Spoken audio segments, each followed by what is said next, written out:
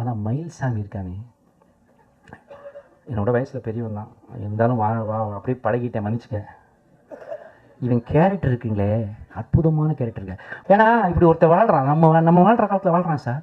இவன் இழிச்ச வாங்கினா நல்லவனா, தான் சம்பாதிச்ச கஷ்டப்பட்ட காசில் எம்ஜிஆர் பதக்கம் வச்சு இவ்வளோ நீள செயினுங்க. எங்கேயோ சுனாமி அடித்து நார்த் இந்தியாவிலேருந்து விவேக் ஓபராய்னு ஒரு நடிகர் வந்து, அவர் வந்து அந்த ஏரியாவில் கடலூர் பக்கத்தில் எங்கேயோ வேதாரண்யமா தேவநாதம்பட்டின்ற ஒரு ஊரில் போய் அங்கே உள்ள மக்களுக்கெல்லாம் ஹெல்ப் பண்ணுறாரு, குடிசை கட்டி தராருன்னு கேள்விப்பட்டவுடனே சிலிர்த்து எழுதுறான் இவன். இங்கே அடுத்த நாள் காசு கிடையாது, கையில் படங்கள் கிடையாது, வறுமை.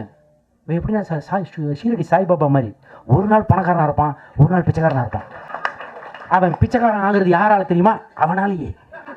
ஒரு நாள் 10,000 வரும், அதுக்குள்ளே எல்லாருக்கும் இதை நீ வச்சுக்கோ கொடுத்து அடுத்த நாள் கம்ப்ளீட்டாக ஜீரோவாக இருப்பான். அவன் தான் மயில்சாமி.